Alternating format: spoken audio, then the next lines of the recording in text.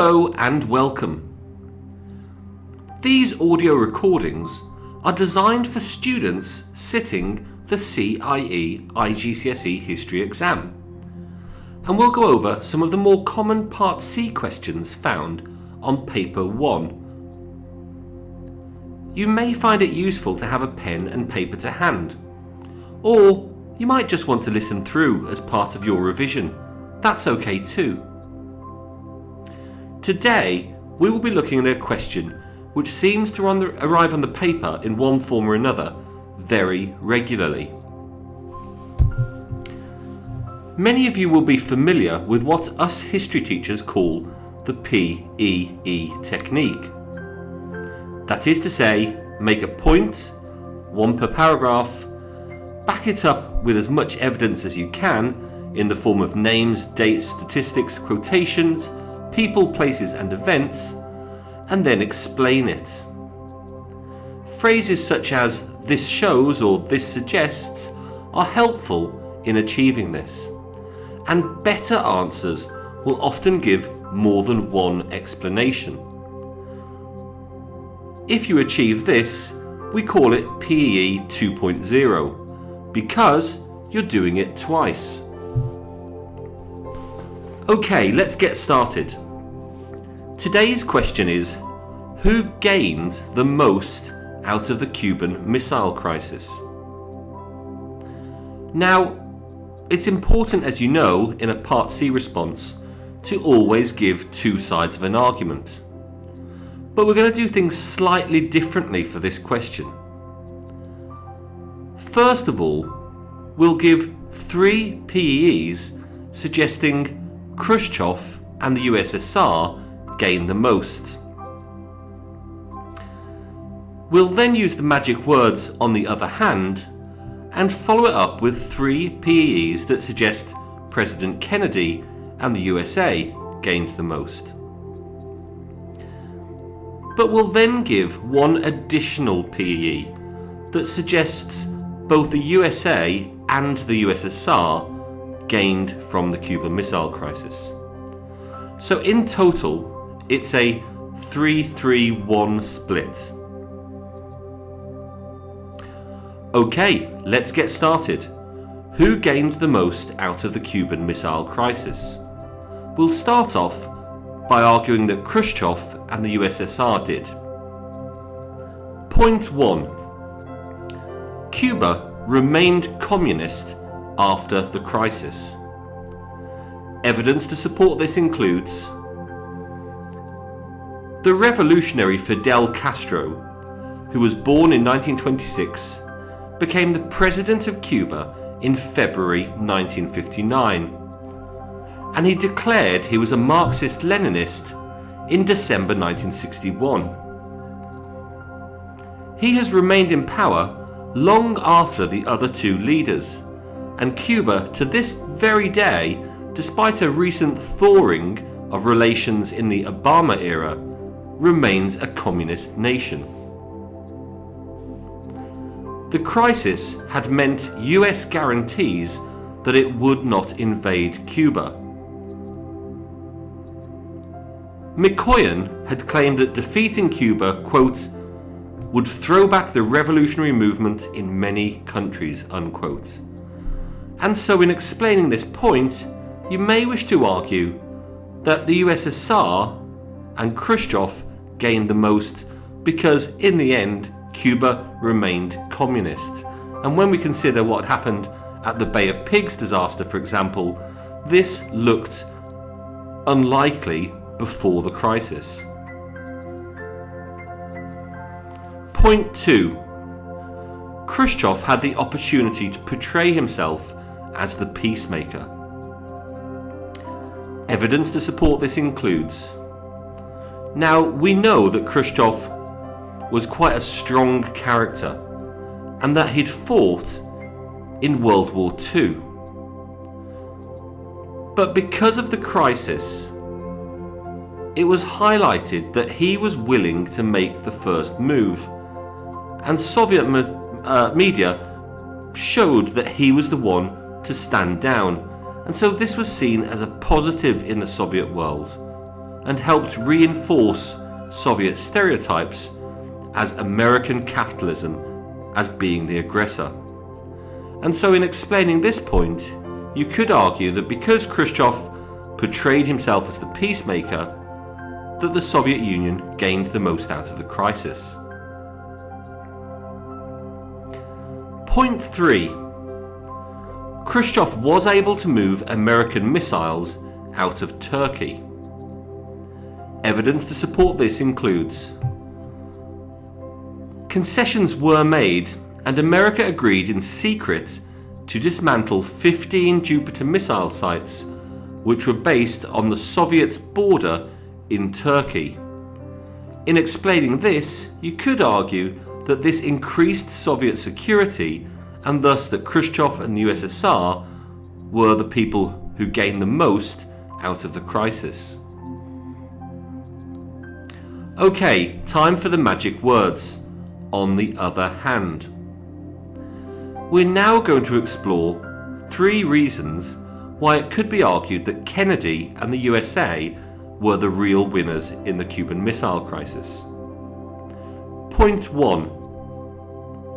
Nuclear missiles were withdrawn under UN supervision from Cuba.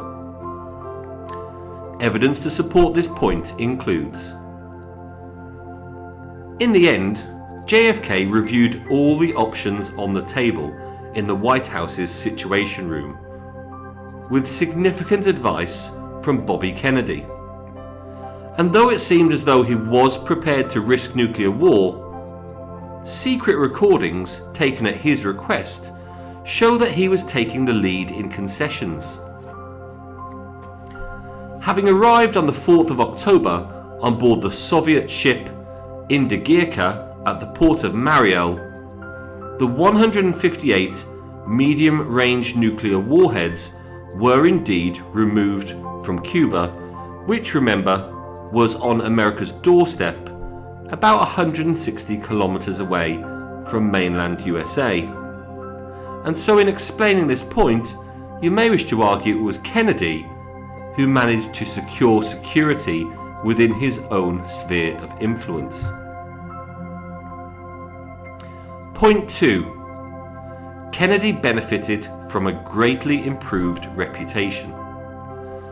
Evidence to support this includes: JFK, born in 1917, was seen by many as a young, inexperienced Catholic president from a wealthy Massachusetts family, and he had overseen disaster in the Bay of Pigs invasion. JFK himself said of Khrushchev, quote, "He thinks I'm inexperienced and have no guts," unquote. However, the world had now seen Soviet ships turning back, and this appeared to be an apparent American victory. And so it was seen as a personal triumph for Kennedy, and Khrushchev was seen to be the one who had blinked first in this game of brinkmanship. In fact, Kennedy had a combination of hardline public rhetoric and intelligent statecraft in private. For example, he promised to remove the missile sites in Turkey, which had been requested in Khrushchev's second letter, but he ensured that this was not to be made public. In his obituary, the United Kingdom's Guardian newspaper described JFK as, quote, "the president who helped to bring the thaw in the Cold War," unquote. And so in explaining this, you may argue that this evidence suggests that because Kennedy's reputation improved greatly, that it was Kennedy and the USA who gained the most out of the Cuban Missile Crisis. Point 3. JFK had secured US interests in its sphere of influence. Evidence to support this includes: the USA had not interfered when Fulgencio Batista was toppled by Castro in January 1959, and many felt it was about time for intervention, and that it was the right thing to do following Castro's seizure of US property, particularly the United Fruit Company. This was in line with an old American policy called the Monroe Doctrine of 1823, which was also known as the USA's Big Stick Policy, the idea being to guard American interests in the Americas. What is more, the Soviet ambition of achieving nuclear parity with the US had failed as a result of the crisis. And so in explaining our third point, we could argue that Kennedy and the USA were the winners in the crisis because JFK secured US interests in its sphere of influence. Okay, now for our additional points. We will here argue that both the USA and the USSR were winners. Point 1. This kind of brinkmanship brought the world so close to nuclear war that it had to lead to a thawing of relations. Evidence to support this includes the MAD crisis, MAD standing for Mutually Assured Destruction, was over by the 20th of November, after 13 heated days. One consequence of this was that a hotline was installed between the Kremlin and the White House. This was a direct line between the leaders in 1962 to avoid major incidents. In 1963, a nuclear test ban treaty was signed limiting tests, and an important step in eventual arms reduction had taken place. This can be seen to be the first step towards the détente of the 1970s and came about as a direct result of the Cuban Missile Crisis.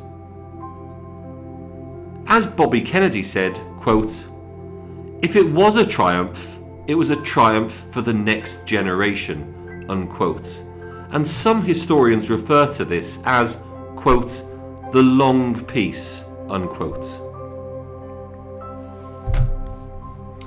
So,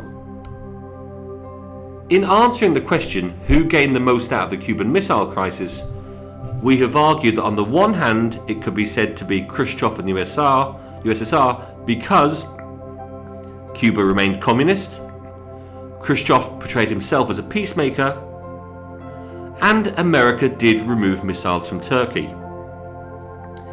On the other hand, it could be argued that Kennedy and the USA were the real winners because missiles were removed from Cuba under UN supervision, JFK's reputation rocketed, and America secured its interests in its own sphere of influence. But finally, we have argued that both the USA and the USSR were winners because brinkmanship brought about a thawing of relations known as the Long Peace. Okay, now it's time for our clever conclusion. Historian John Lewis Gaddis argues, quote, "The crisis was sort of a funnel," unquote. Both sides did gain something, but ultimately it was the US and Kennedy who were publicly seen as the victors. However, the crisis highlighted the importance of individuals in the Cold War, and even though both leaders were soon out of office, ultimately led to both sides gaining from a long peace, which was to lead in part to the thaw of 1970s détente. Okay, thank you very much for listening. I hope you found this useful. If you did, feel free to follow me on Twitter at Mr. Guiney History, or you can subscribe to my YouTube channel for further pieces of advice. Bye bye!